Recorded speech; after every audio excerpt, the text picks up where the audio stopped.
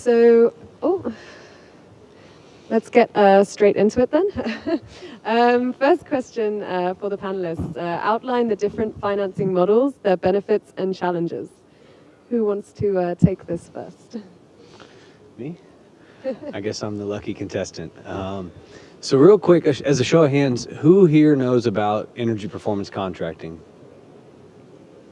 Okay, so about half the crowd, maybe a little bit more. So I'll give a really quick overview of the financing models or the contract structures, starting with probably the more popular or well-used one around the world is guaranteed savings energy performance contracting, which is a contract model in which the owner pays for the services to the Esco. The Esco provides a turnkey solution, but then offers a guarantee to that customer that they will save what they say they save. So in the case of, let's say, a building where the Esco says, I'll save you $1 million a year if you pay me to do this work. What happens if they don't save $1 million a year? The Esco pays the difference through the guarantee mechanism. So what that means for the customer is they've shifted that risk and liability of performance to the Esco, and they've locked in their return, locked in their cash flow, and locked in their IRR. So that's guaranteed savings. The other major type of contract is the shared savings energy performance contract. So in that one, the customer does not invest. They don't pay for the upgrades. What happens is the Esco says, you know what, I'll invest in your building, no CapEx to you. All you need to do is pay me a share of that savings over a period of time. That way I recoup my investment and then I leave, and whenever I leave, you get to keep all of the equipment and you get 100% of the savings. So those are the two main contract types, guaranteed and shared savings. There's a number of variations of those as well as other types of contracts, but those are the main contract types. And what are the benefits and drawbacks of each of these? Well, I think benefits for the clients. So if you look at the guaranteed savings, the client pays for the work, but then gets 100% of the savings, and it's guaranteed. So it's absolutely no risk for them. The Esco really takes all the risk and guarantees everything. And they know in advance before they sign the contract how much savings they're gonna get. So this is something that the Esco has been studying, doing audits, evaluating the solutions. So for the clients, it's really simple and a simple decision, I would say, to take. For shared savings, it's a similar model, but the client will share a part of the savings. Savings can vary, but the share will be with the client. So for the client, the advantage of the shared saving is that he has nothing to invest, so he doesn't need to have any budget. But on the other side, he will not get 100% of the savings for himself, because he needs to pay back the Esco for the investment that the Esco has been doing. And this investment that the Esco is financing, there are several models that are available for financing this. The Esco could either take a loan, for example, and then finance the project. And then when the client pays back based on the savings that are shared, the Esco can repay the loan. There are models that were developed in Dubai where it's an investor that would really invest into the project. So it's not really a loan, but it's more like an investment. And the investor is part of the project and will get its share of profit out of the project. So there are various models that can be used to finance. Okay, and in terms of these loans and investors, are they readily available at the moment, or is there some difficulty in finding these loans or finding these investors for these projects? Okay, these loans are in earlier days it was not easily available, but nowadays when this Esco market is moving far ahead in Dubai, most of the banks and the government entities are willing to invest in Esco projects, because the bank or the financial institute, they know that they are not going to lose anything, as it is a guaranteed saving project, and the Esco has done a lot of detailed study before signing the contract. So it's a foolproof process for the bank. And now I can say yes, it's easy, it's readily available. It's moving toward availability of the loan. Okay. How does the building owner benefit from these models, different models, and how do you decide which is best for you as a building owner? Yeah, so maybe I'll touch on that because I also wanted to touch on the kind of the risk and reward as well from the first question. One thing that we see is a big benefit to the customer with the shared savings model is if the Esco invests, through that contract period, the Esco owns the equipment that they put in. So what that means for the owner is anything that the Esco owns and is responsible for operating, maintaining, repairing, and replacing during the life of the contract. So an easy example is light bulbs. So let's say the Esco came to this big facility and said, Mr. Building Owner, Mr. Adnek, if you spend, let's say, probably $4 million, we'll replace all of your light bulbs with the latest, most efficient bulbs.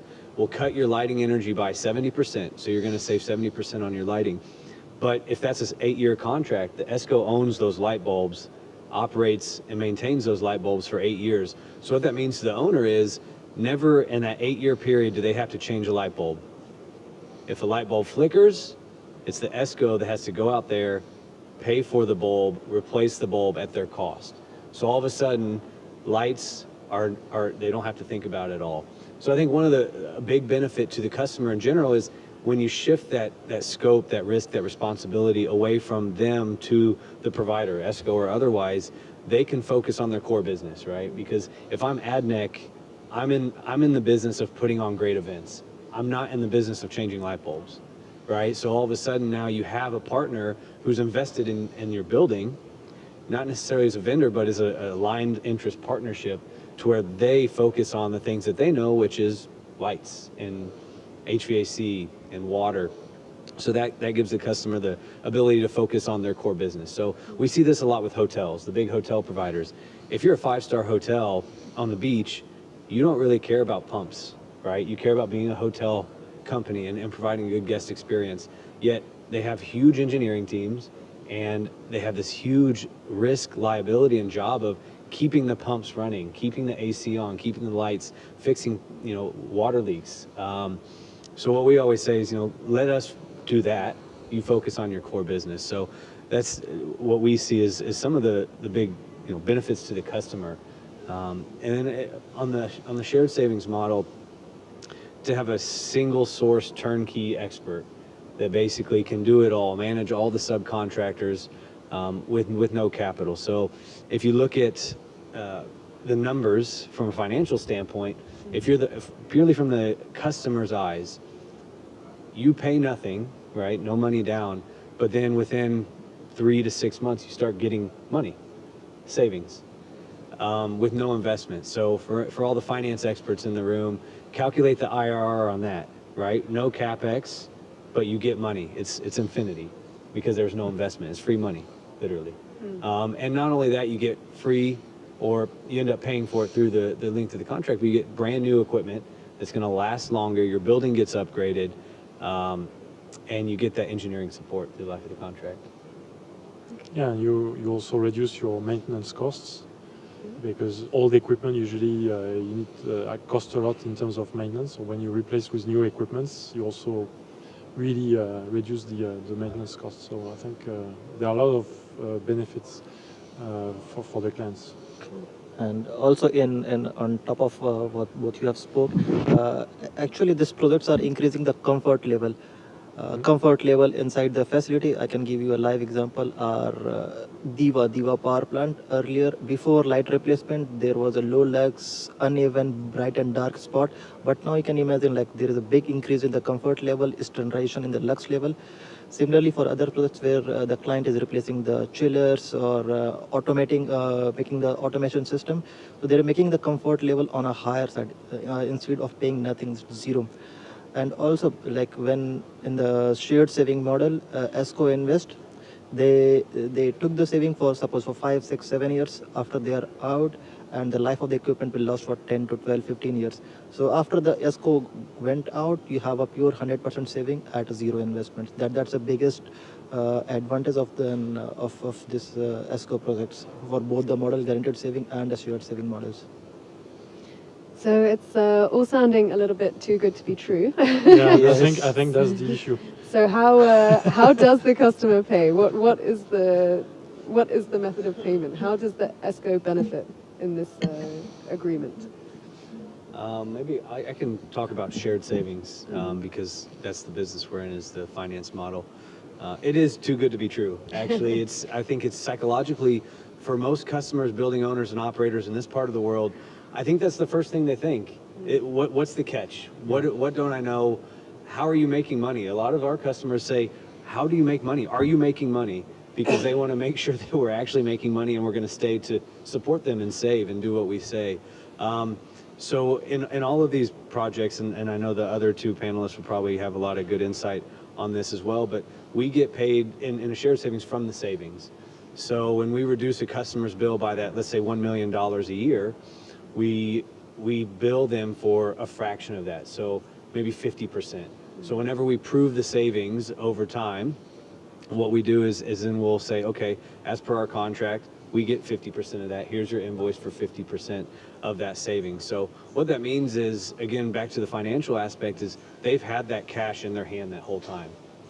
So there's a time value of money aspect there that we don't even account for, where they have that money, and it's not until we bill for them to then pay us a portion of that, all through the measurement verification protocol. So that is the hottest topic and most important thing of all of these projects, is measurement verification, which is proving the savings that were actually achieved by the Esco and not by the building owner themselves, not by the fact that half of the building was shut off for a year, or the weather changed, or the occupancy changes. And that's where the complexity arises in these contracts.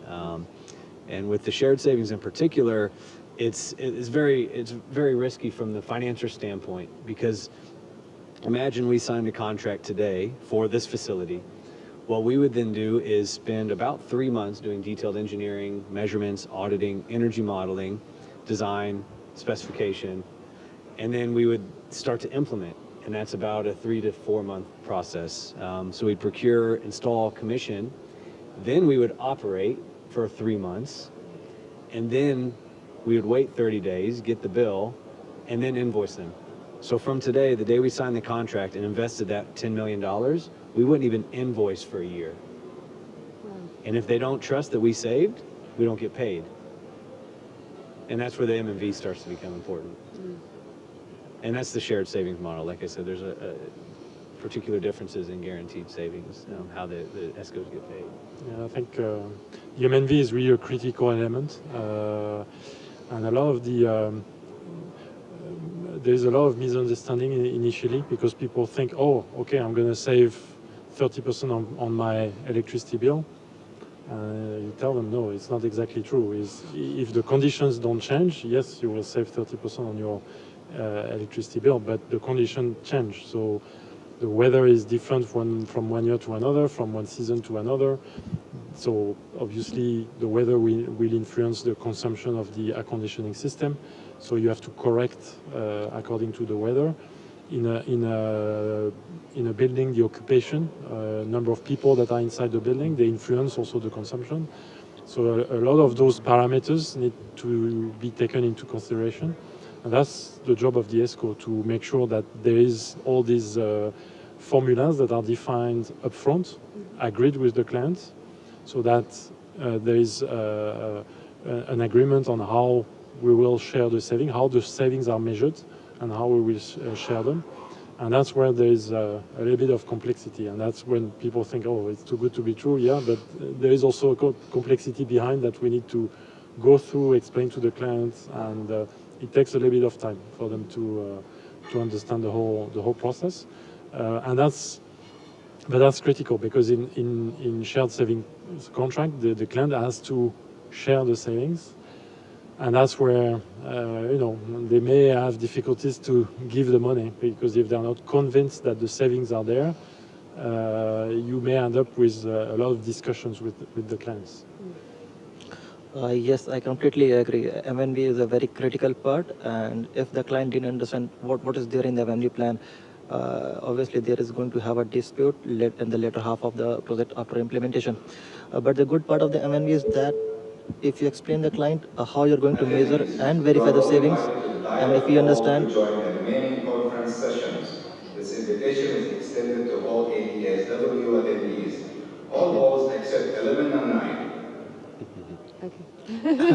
Sorry. Please continue. So the best part, if you convinces the client right at the beginning, this is the way how I'm going to adjust my baseline. If occupancy changes, if weather changes, then it will be easy, but it's not always easy. We are facing a problem in spite of explaining everything right up front.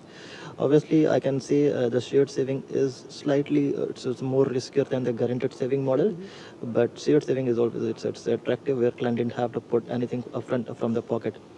From Etihad Esco, like what we are doing, a different version of the guaranteed saving, depending upon the client who didn't have a fund to finance the project. We are putting the 100% of the money right up front, where the client didn't have to put anything.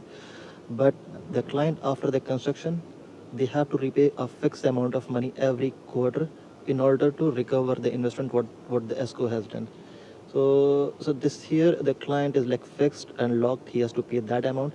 But on the other hand, if there is any loss in the saving, after the MNB also, the Esco is responsible to pay back the difference, whatever is the difference.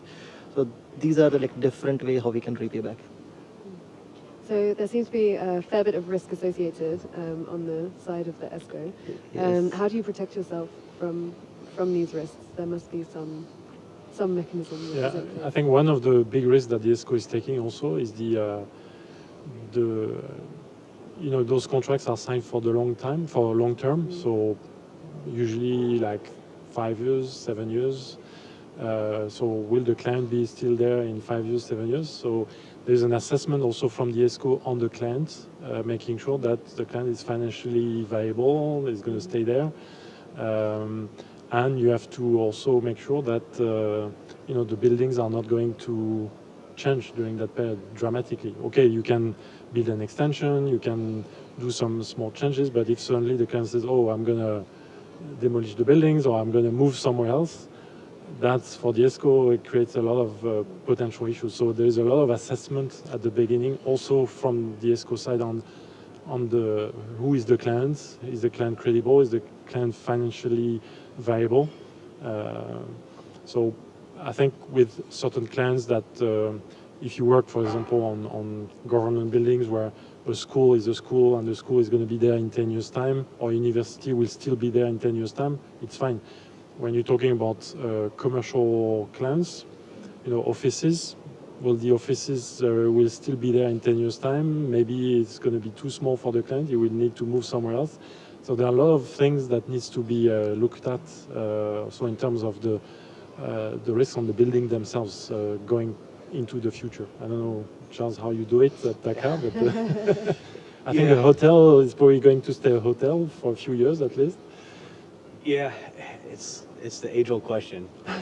For us, I mean, at Taka Solutions, we basically are a bank. We're a financer. We have our own dedicated fund and financial infrastructure to invest in buildings. Basically, in a week after we do our initial assessment, we get approval to start to invest. And so you can look at us as a bank. And so we, in a sense, like Stephane rightfully said, a lot of the risk is the client risk. And how to assess that can be hard at times. There's mechanisms we can put in place, contractually, but the contracts and the legal system here aren't the most mature for these types of contracts, let's say, to be politically correct.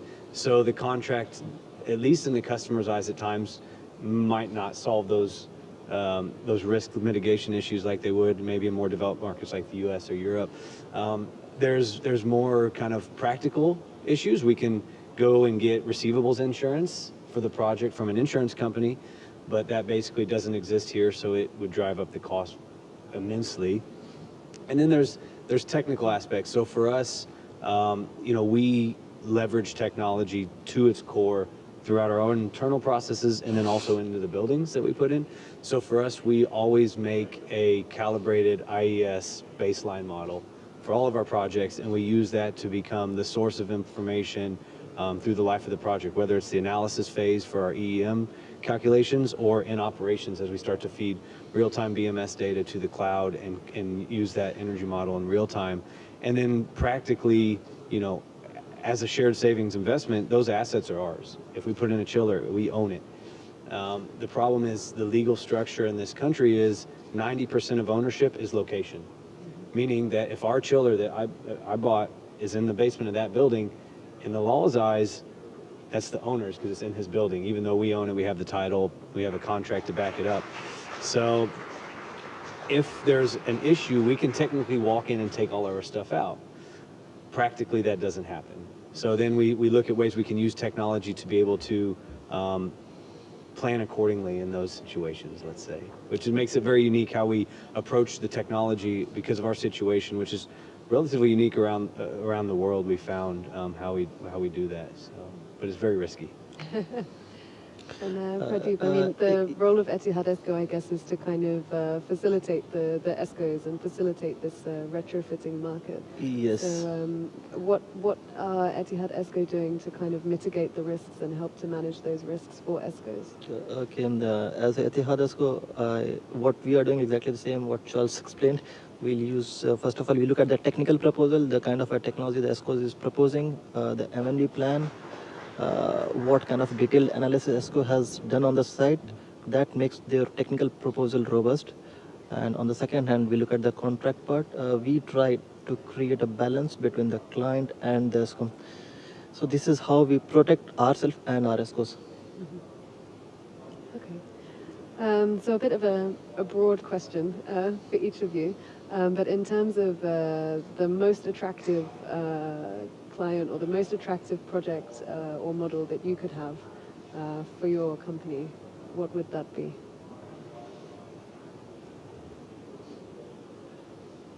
You've already discussed things like schools and universities, so kind of long-term clients.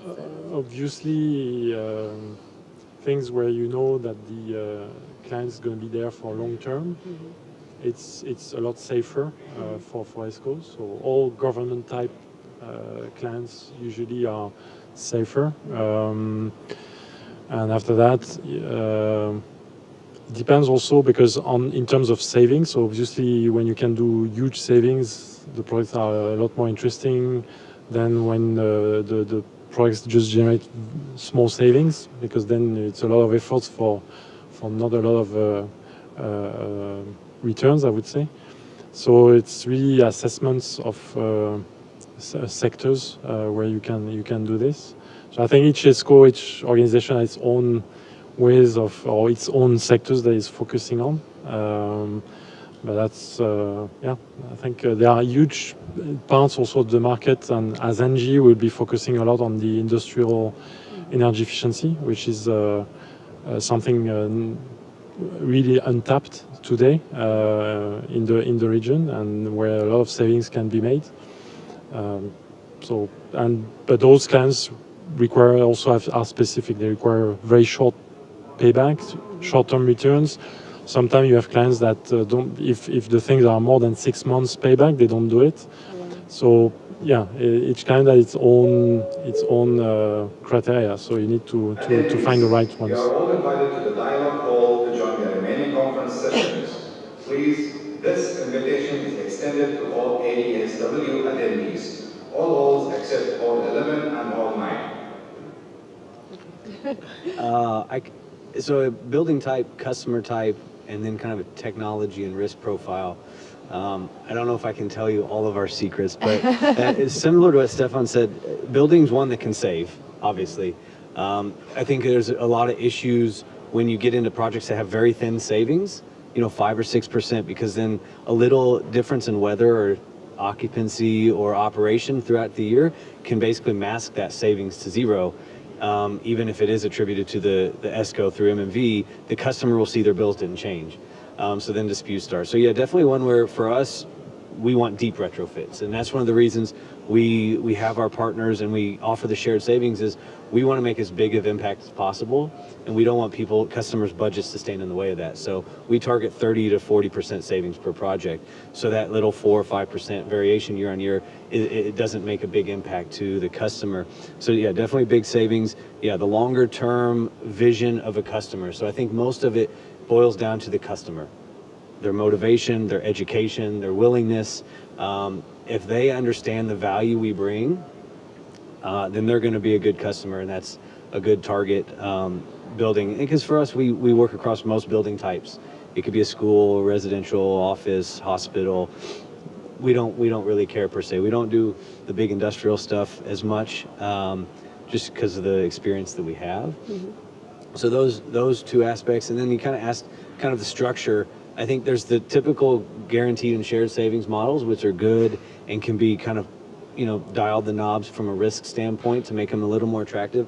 But there's a couple kind of innovative contract structures we're looking at based on technology that if we could do those contracts, which are very similar, it's a finance model, meets the meat structure. If anybody knows it, it's been used on the Bullitt Center in Seattle.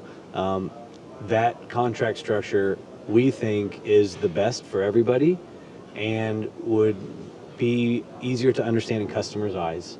And then that would help us deploy energy efficiency, technology, and capital at scale to have a bigger impact. So that would be the ideal arrangement for us.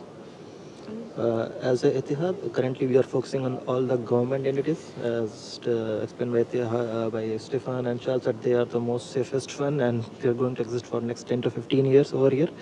But we are moving toward the private sector, and for us, attractive project means a minimum saving of around 25 to 30%. And we are working on a guaranteed saving model. So generally our payback loans for like 4 to 5 years. So for us, these kind of project which repay back within 4 to 5 years with a saving of like 30%, that's an attractive project. And obviously the government are the most attractive project. Okay, and one final question to wrap it up. The importance of an energy audit and how it's used. That's a very important. Of utmost importance, probably the most important thing. Yeah. Yes.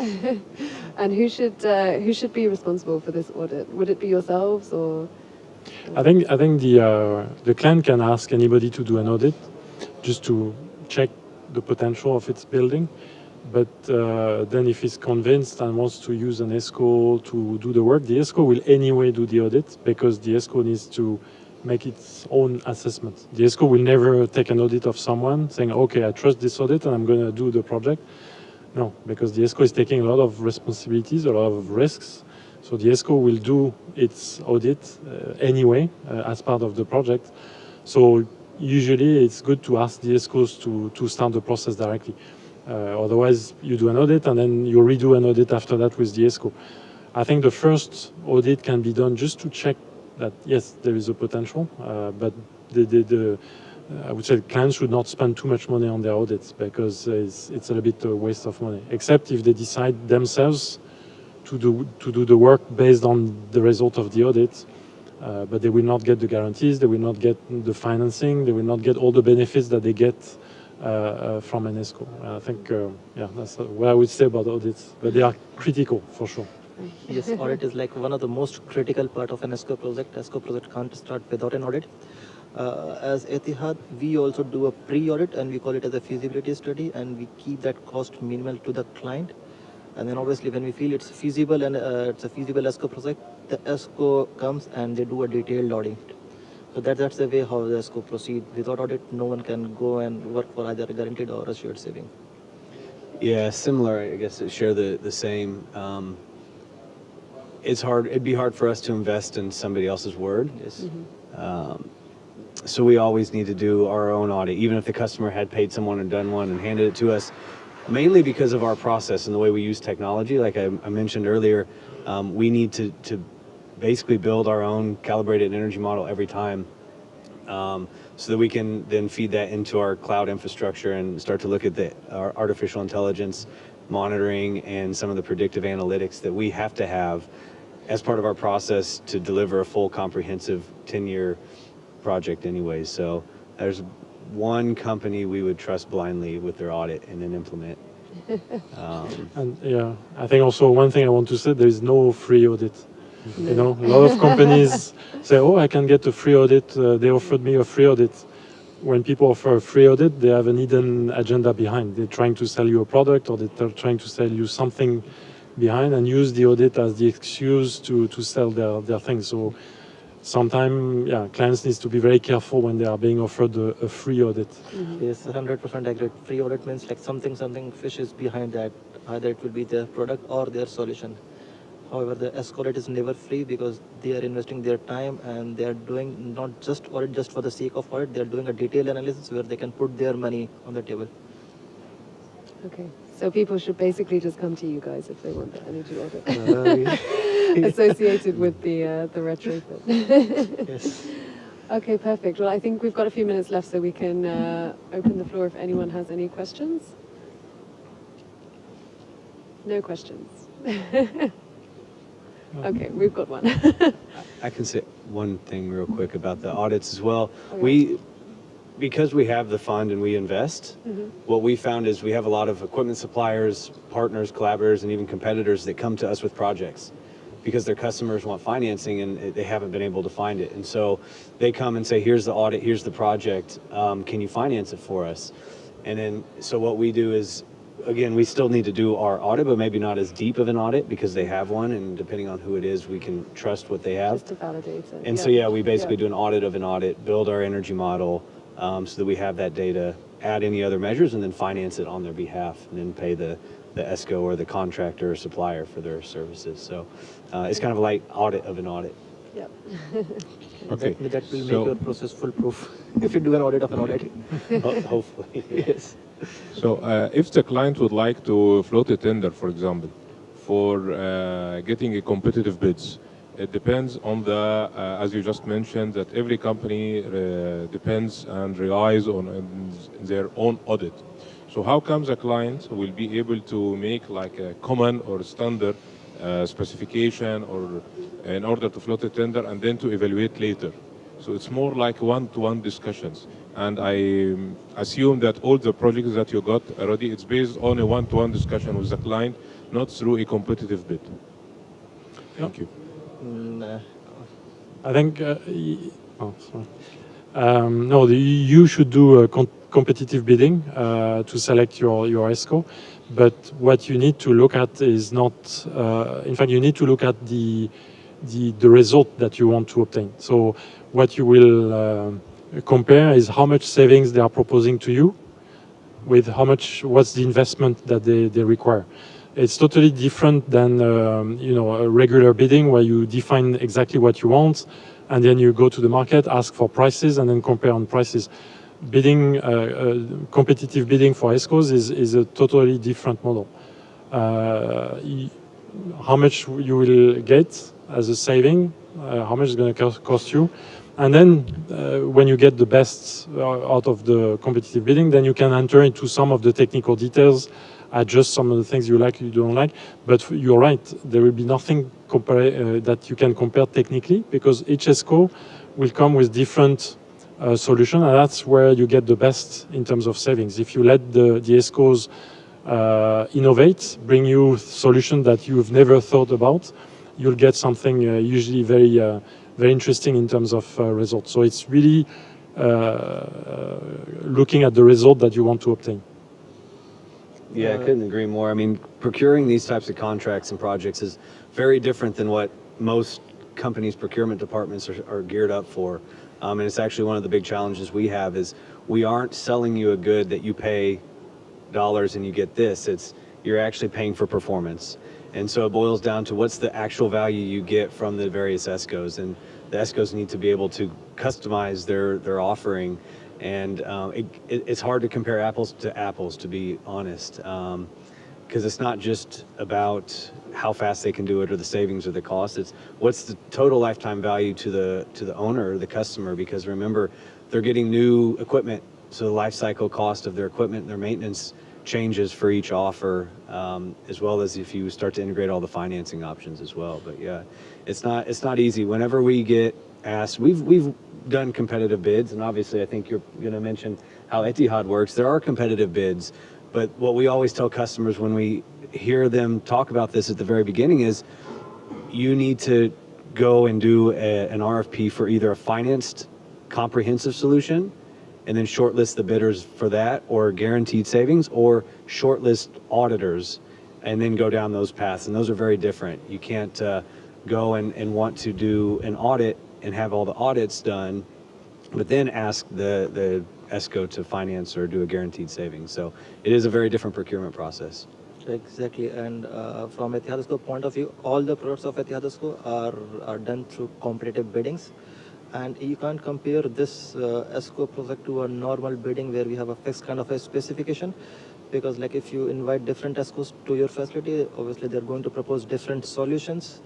And if you look at the approach, they'll start with looking at your control, retrofitting, replacement, then self-generation. So there is a mix and match of different kind of a solution.